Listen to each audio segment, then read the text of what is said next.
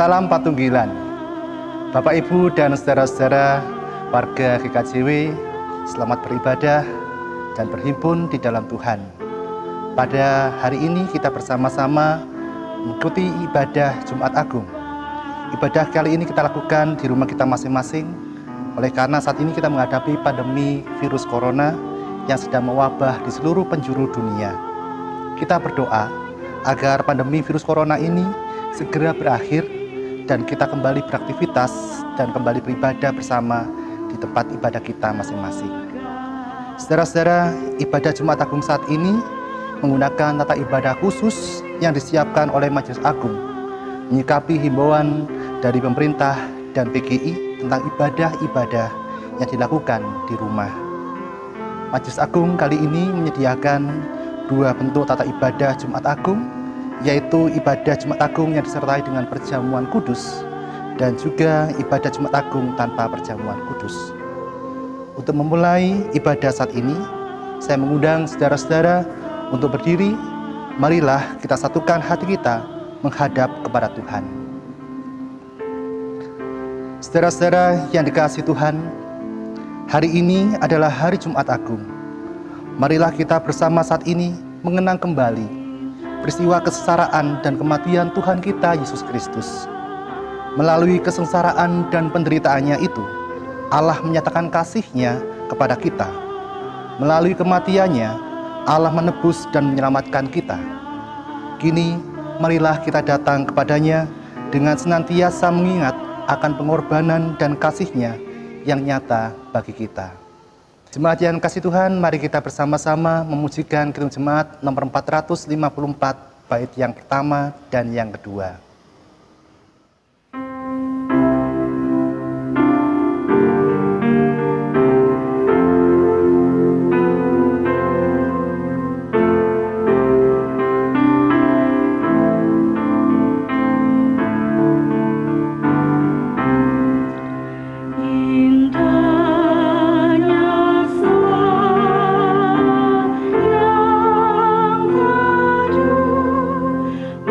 Oh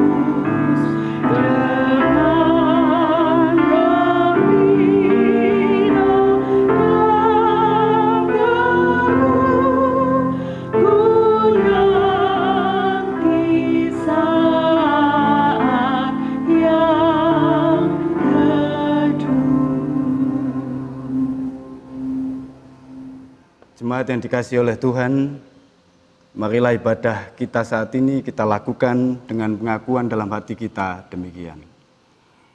Pertolongan kita adalah dalam nama Tuhan, yang menjadikan langit dan bumi, yang tidak pernah meninggalkan perbuatan tangannya, dan kasih setianya tetap untuk selama-lamanya. Kasih karunia dan damai sejahtera dari Allah Bapa di surga, dan dari Tuhan Yesus Kristus ada pada saudara sekalian. Amin. Silahkan duduk. Saudara-saudara yang terkasih, pada saat ini dengan segala keprihatinan dan kerendahan hati, marilah kita mengenang kesengsaraan dan wafat Sang Kristus oleh karena pelanggaran dan dosa-dosa kita. Bersamaan dengan pencobaan dan tantangan hidup yang sedang kita hadapi, marilah kita meneladan Sang Kristus yang telah lebih dulu berkenan menderita bagi kita. Dia selalu menguatkan kita dengan sabdanya. Tidak ada kasih yang lebih besar daripada kasih seorang yang memberikan nyawanya untuk sahabat-sahabatnya. Kita bersama-sama memuji nama Tuhan dengan Kidung Jemaat 170, kita nyanyikan bait yang pertama.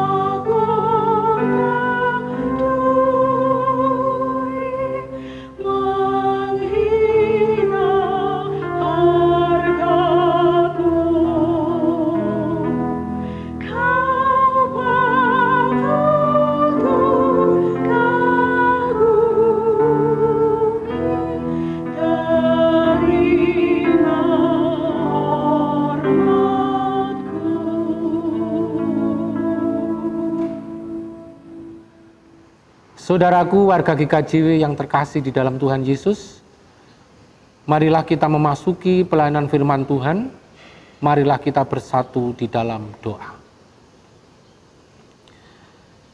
Bapa kami di surga, di dalam Tuhan Yesus Kristus yang mati di kayu salib, kami meneduhkan hati, pikiran, dan menenangkan diri kami di hadirat-Mu. Kami merindukan Engkau bersabda kepada kami ya Tuhan, sehingga di tengah segala hal yang kami rasakan pada saat ini, kami mendapat sapaan yang menyejukkan dari Engkau. Bagaikan air, kiranya firman-Mu akan menyirami kegersangan hati kami, menjadi sumber kekuatan dan penghiburan bagi kehidupan kami, di dalam mengikut Engkau di tengah-tengah dunia ini. Bersabdalah ya Bapa di surga, di dalam nama Tuhan Yesus Kristus, kami telah siap untuk mendengarkannya. Amin. Saudara-saudara yang terkasih di dalam Tuhan, pada kesempatan Jumat Agung kali ini, sabda Tuhan akan kita baca dari Injil Yohanes, pasal yang ke-19, ayat yang ke-1 sampai dengan yang ke-6, yang demikian. Lalu Pilatus mengambil Yesus dan menyuruh orang menyesah dia. Prajurit-prajurit menganyam sebuah mahkota duri dan menaruhnya di atas kepalanya. Mereka memakaikan dia jubah ungu. Dan sambil maju ke depan, mereka berkata, "Salam hai Raja orang Yahudi." Lalu mereka menampar mukanya. Pilatus keluar lagi dan berkata kepada mereka, "Lihatlah, aku membawa dia keluar kepada kamu,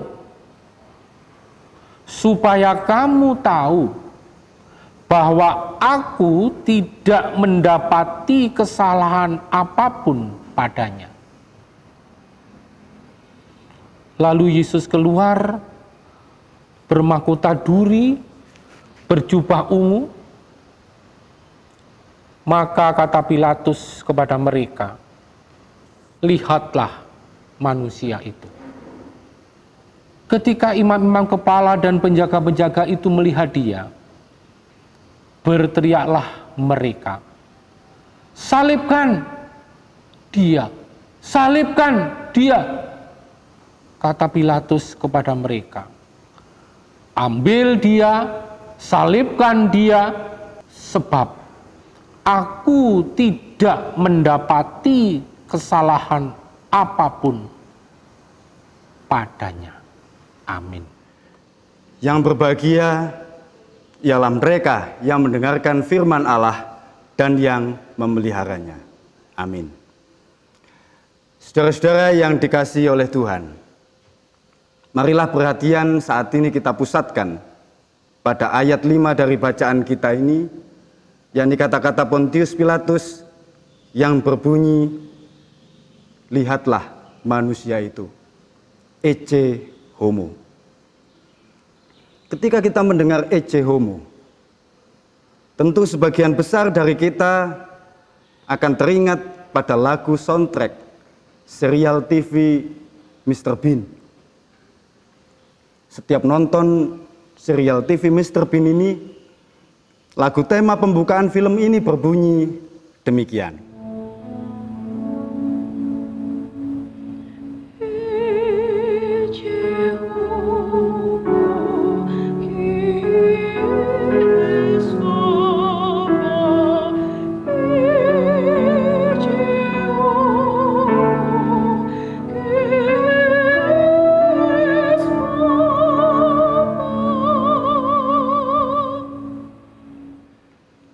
Lagu itu tadi adalah gubahan dari seorang komponis yang terkenal di Inggris yang bernama Howard Goodall.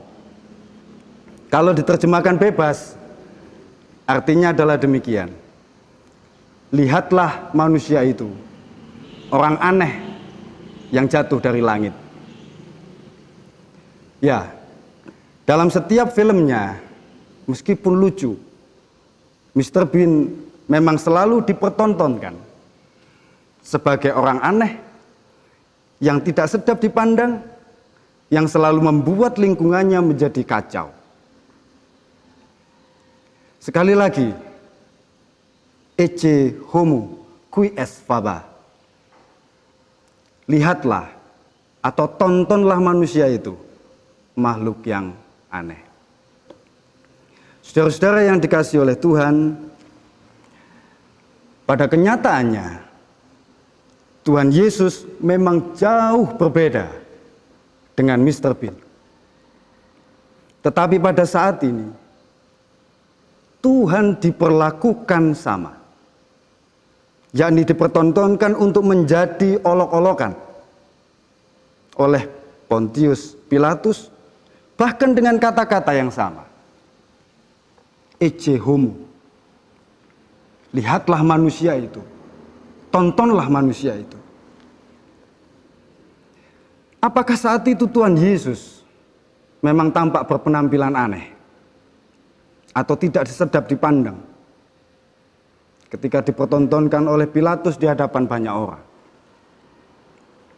Ya, memang saat itu semua orang tentu akan merasa ngeri, takut, dan sangat iba jika harus melihat Yesus yang sedang berlumuran darah. Menurut hasil penelitian, ketika sedang dipertontonkan oleh Pontius Pilatus, Tuhan Yesus baru saja menerima luka cambuk yang sangat parah dan juga mahkota duri. Cambuk yang digunakan untuk mendera Yesus adalah cambuk khusus. Cambuk yang biasa menghasilkan luka sayatan. Cambuk itu bergagang kayu dengan 3 helai tali kulit, dan di pucuk tali-tali kulit itu ada bulatan-bulatan besi sebesar bakso yang jumlahnya 6. Dan di setiap bulatan itu dipasanglah paku-paku berduri yang sangat tajam. Jenis cambuk seperti ini memang dipakai terhadap para tawanan yang bukan warga negara Romawi. Inilah keterangan dari Cato Catoni, seorang ahli hukum Romawi yang hidup pada abad 2 sebelum Masehi. Diperkirakan jumlah luka cambuk berduri yang diterima Tuhan Yesus kurang lebih 726 luka. Jumlah ini berarti berkisar antara 120 kali cambukan. Yang memang menurut tradisi, biasanya hukum sesah Romawi itu memang diterapkan sebanyak 60 kali sabetan. Tetapi dilakukan oleh 2 orang algojo. Kita bisa membayangkan tubuh Tuhan yang acap kali merangkul anak-anak sekarang sedang terluka dan mungkin ditakuti oleh anak-anak. Bukan hanya itu, mahkota duri. Mahkota duri yang dikenakan di kepala Yesus itu berasal dari semak belukar yang biasa tumbuh di Palestina. Di sana memang banyak sekali tumbuhan semak belukar yang mempunyai duri yang sangat tajam, sangat kokoh, kira-kira panjangnya 3-4 cm. Duri itu sangat keras, sehingga tidak mudah patah dan tumpul. Prajurit Romawi perlu berhati-hati jika hendak menganyam duri-duri itu, sebab jika tidak, duri-duri itu justru bisa melukai tangan mereka sendiri. Dan tentu, anyaman mahkota duri itu tidak mungkin dapat berbentuk rapi dan indah seperti di gambar-gambar. Apalagi melingkar dengan simetris. Pasti bentuknya acak-acakan. Sekedarnya, apalagi ketika dianyam dalam waktu singkat dan dengan sangat terburu-buru. Setelah jadi, Giulio Ricci, seorang pelukis terkenal dari Roma, dia menggambarkan bahwa mahkota itu bentuknya mirip dengan helm, di mana ranting-ranting belukar itu digulung ala kadarnya, lalu diikat dengan seutas tali. Ya, sungguh suatu bentuk yang sangat acak-acakan. Tanpa perlindungan sama sekali, kepala Yesus merasakan runcingnya duri-duri semak belukar itu. Tentu sangat pedih ketika ratusan duri itu menancap di kulit kepala dan langsung tembus hingga tulang tengkorak. Markus 15 ayat 19 menegaskan bahwa mahkota duri itu menancap dengan kokohnya karena cara memakaikannya adalah dengan cara dipukul dengan sebilah bambu. Pasti duri itu pun menancap dengan sangat dalam. Saudara-saudaraku, dari hasil penelitian itu bisa kita bayangkan bahwa ketika Pilatus berkata ecce homo, selanjutnya tampillah Tuhan Yesus dengan kondisi yang sangat menyedihkan. Tentu pemandangan itu akan segera membuat kita menjadi ngeri, sekaligus membuat kita sangat merasa iba. Oleh sebab itu, tidak mengherankan jika tidak ada satupun penulis Injil yang sampai hati untuk menceritakan secara detail khususnya tentang kesakitan apa saja yang sedang dialami oleh Tuhan Yesus. Bahkan orang Protestan pun sangat berusaha menjauhkan diri dari kenangan tentang penderitaan Tuhan Yesus itu. Oleh sebab itu, saudara-saudara, salib orang Protestan tidak ada korpusnya, tidak ada patung Yesus. Itu karena banyak kalangan Protestan yang tidak mau mengingat-ingat, tidak mau mengenang penderitaan Tuhan Yesus. Padahal mengenang penderitaan Tuhan Yesus sangatlah penting. Sebab dengan mengenang penderitaan Kristus, satu, kita menjadi sadar bahwa sesulit apapun penderitaan yang sedang kita alami, semuanya itu tidaklah sebanding dengan penderitaan yang dialami oleh Kristus sendiri. Dan yang kedua, dengan mengenang penderitaan Kristus, kita menjadi sadar bahwa Kristus berkenan menderita sama sekali bukan untuk dirinya sendiri, namun sebaliknya, tak lain adalah untuk keselamatan kita. Oleh sebab itu, darah Kristus yang tercurah dan tubuh Kristus yang tercabik-cabik haruslah selalu kita kenang. Sebab jika tidak demikian, maka tidak pernah ada keselamatan bagi kita. Corpus Christi, tubuh Kristus yang terluka, itu mengajarkan kepada kita akan kasih Allah yang tak terbatas. Sebab Kristus sendiri mengatakan, tidak ada kasih yang lebih besar daripada kasih seorang yang memberikan nyawanya untuk sahabat-sahabatnya. Yohanes 15 ayat 13. Oleh sebab itu, saudara-saudara, Rasul Yohanes saat ini mengingatkan kembali kepada kita, lihatlah manusia itu. Ingatlah dan kenanglah dia, sebab dengan bilur-bilurnya kita sembuh. Amin. Saat teduh bagi kita semua.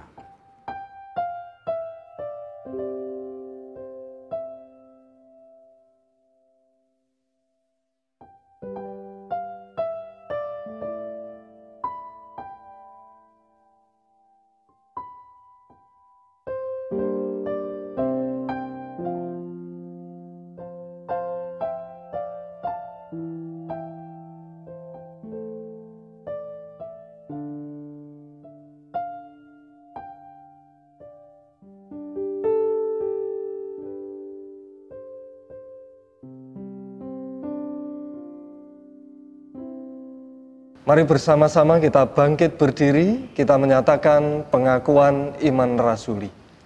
Aku percaya kepada Allah Bapa yang Maha Kuasa, Khalik langit dan bumi, dan kepada Yesus Kristus, anaknya yang tunggal Tuhan kita, yang dikandung daripada Roh Kudus, lahir dari anak darah Maria, yang menderita di bawah pemerintahan Pontius Pilatus, disalibkan, mati dan dikuburkan, turun ke dalam kerajaan maut. Pada hari yang ketiga, bangkit pula dari antara orang mati, naik ke surga, duduk di sebelah kanan Allah Bapa yang Maha Kuasa, dan akan datang dari sana untuk menghakimi orang yang hidup dan yang mati. Aku percaya kepada Roh Kudus, gereja yang kudus dan am, persekutuan orang kudus, pengampunan dosa, kebangkitan daging, dan hidup yang kekal. Amin. Jemaat dipersilahkan duduk kembali.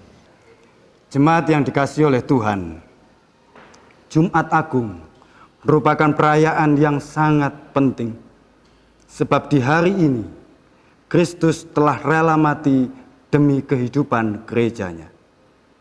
Dia yang sedang disiksa, dia yang sedang menderita, dan karena kesengsaraan yang amat sangat itu, hingga dia berseru, Allahku, Allahku, mengapa engkau meninggalkan aku? Itu semua tak lain karena dosa kitalah yang sedang ditanggungnya. maka saat ini kita sebagai gerejanya akan bersatu dengan kesengsaraan dan kematiannya, bersatu dengan tubuh dan darahnya, agar nyatalah seperti yang diucapkan Rasul Paulus, jika kita telah menjadi satu dengan apa yang sama dengan kematiannya, kita juga akan menjadi satu dengan apa yang sama dengan kebangkitannya. Kita bersama-sama memuliakan nama Tuhan dengan kidung jemaat nomor 35 bait 4.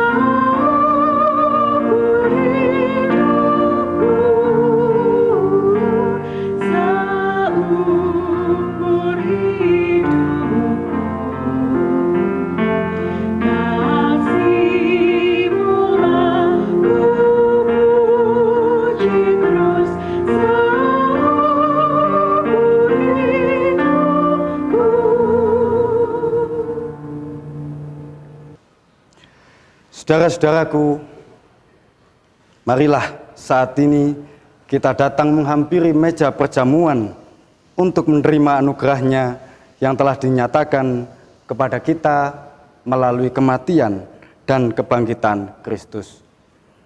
Sekali lagi, marilah kita menyesali dosa dan kesalahan kita di hadapan Tuhan, agar kita dilayakkan untuk menerima tubuh dan darahnya.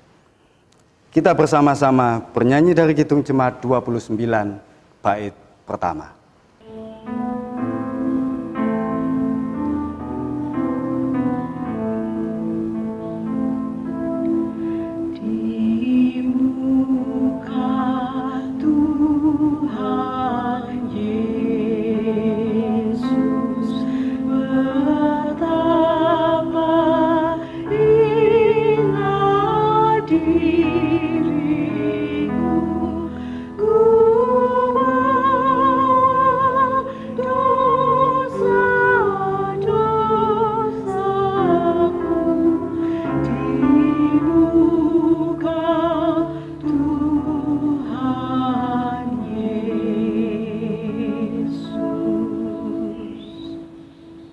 Marilah bersama-sama kita berdoa.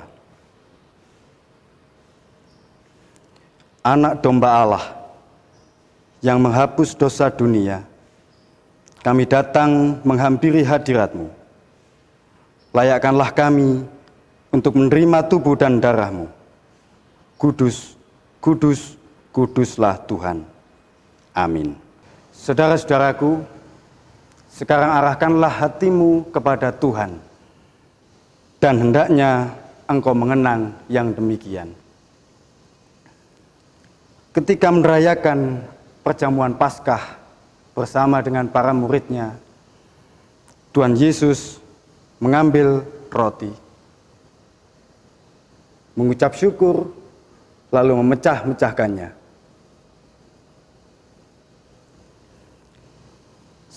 Dan memberikan roti itu kepada para murid-Nya dengan bersabda, "Terimalah dan makanlah.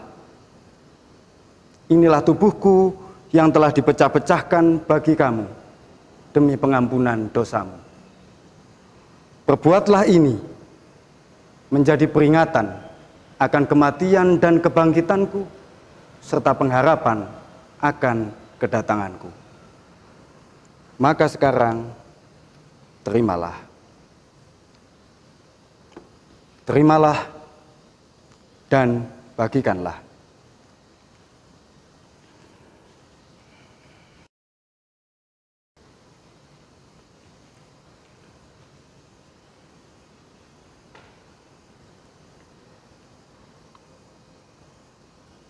terimalah.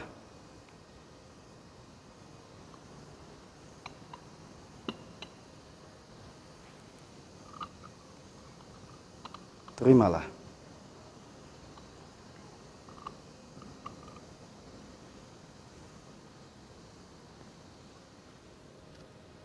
Semuanya telah siap sedia, maka sekarang makanlah.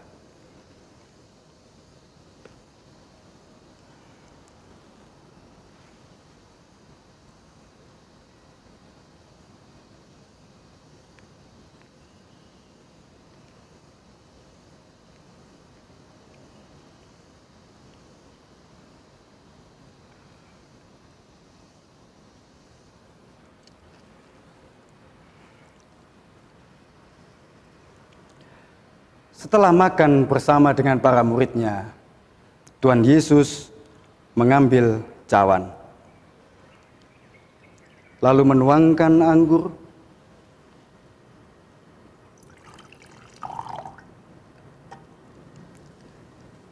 dan memberikannya kepada para murid-Nya dengan bersabda, "Cawan ini adalah perjanjian baru yang telah dimeteraikan oleh darahku, yang telah tertumpah demi pengampunan dosamu. Perbuatlah ini menjadi peringatan akan kematian dan kebangkitanku, serta pengharapan akan kedatanganku." Maka sekarang, terimalah.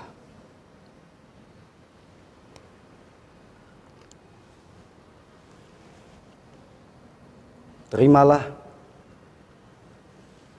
dan bagikanlah.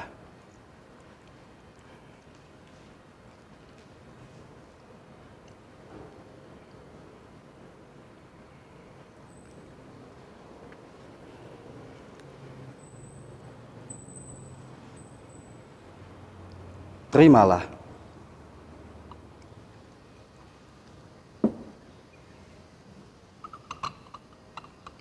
Terimalah.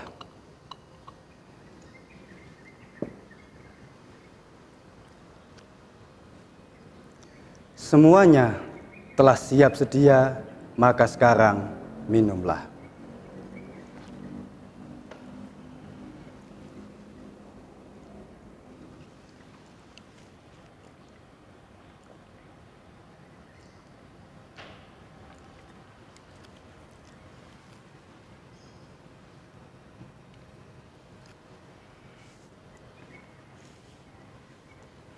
Saudara-saudaraku,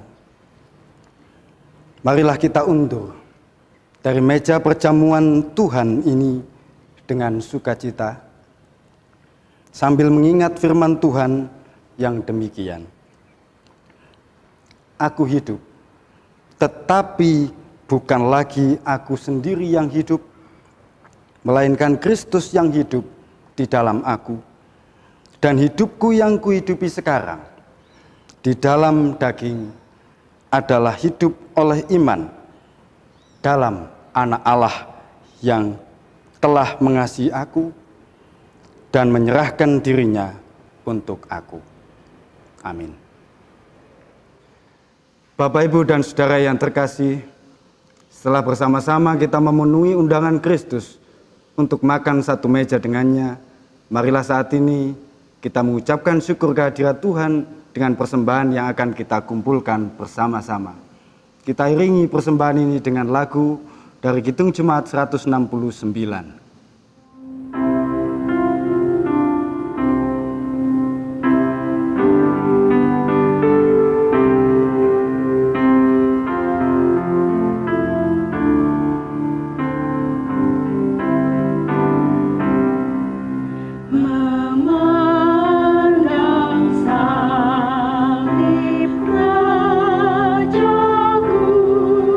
Yang mati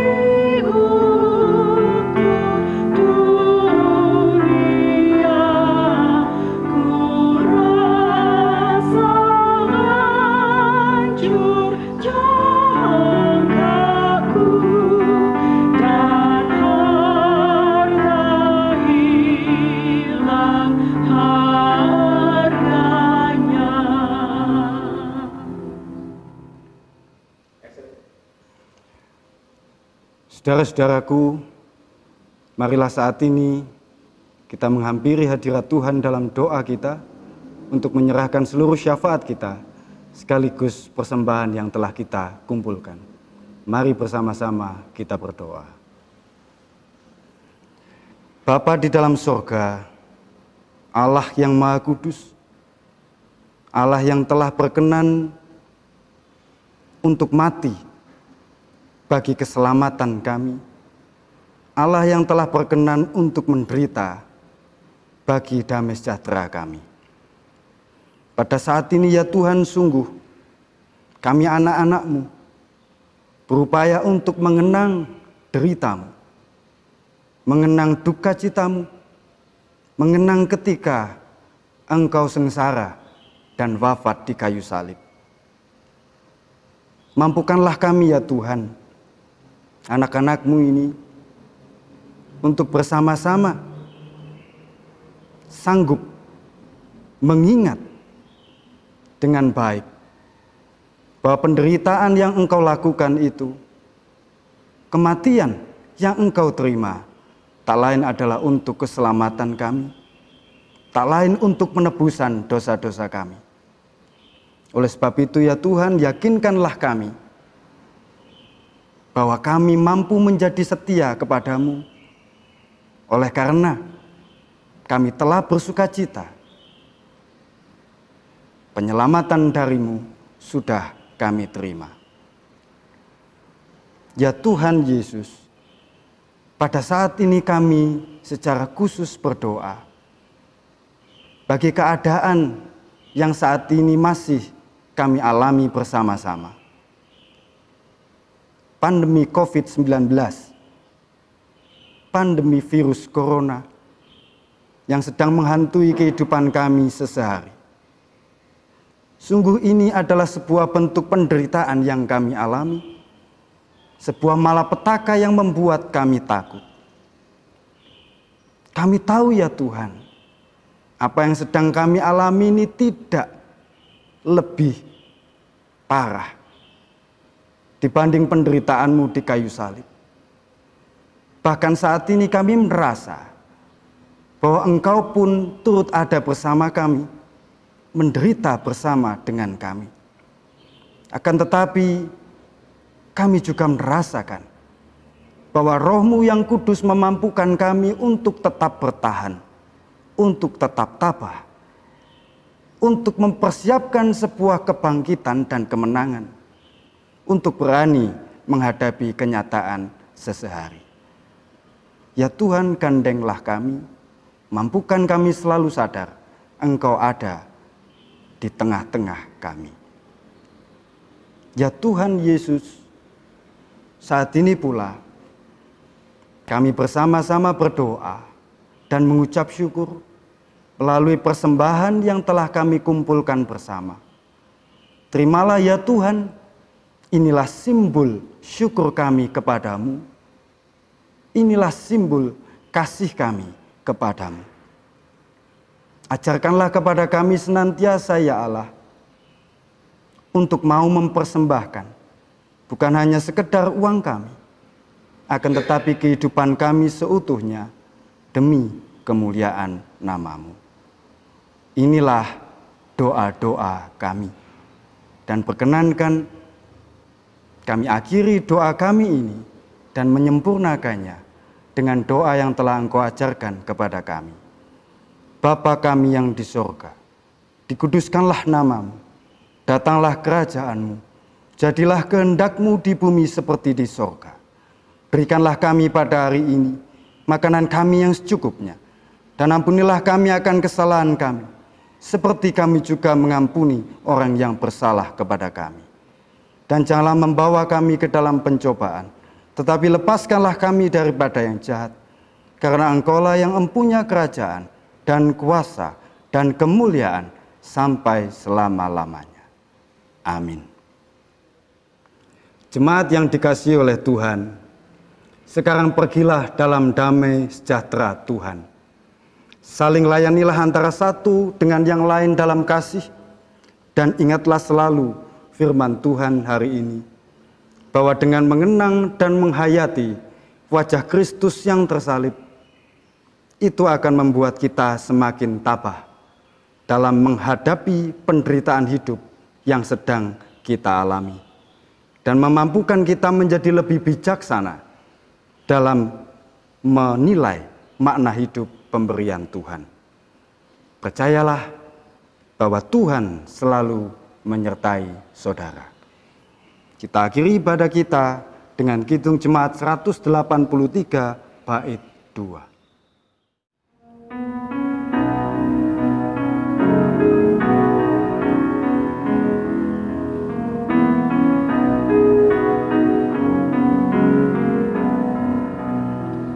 Salibmu Kristus tanda pengasihan, mengangkat hati yang remuk redam, membuat dosa yang tak terperikan, di lubuk cinta Tuhan terbenam. Di dalam Tuhan kami balik lahir, insan bernoda kini berseri, teruras darah suci yang mengalir, disalib pada bukit Kalvari. Saudara-saudaraku, sekarang arahkanlah hatimu kepada Tuhan, dan masing-masing darimu terimalah berkat-Nya. Allah Bapa sumber segala anugerah, Tuhan Yesus sumber segala kasih karunia, dan Roh Kudus sumber segala penghiburan, senantiasa menyertai, memberkati, dan mendewasakan saudara-saudara sekalian, kini dan selama-lamanya. Amin.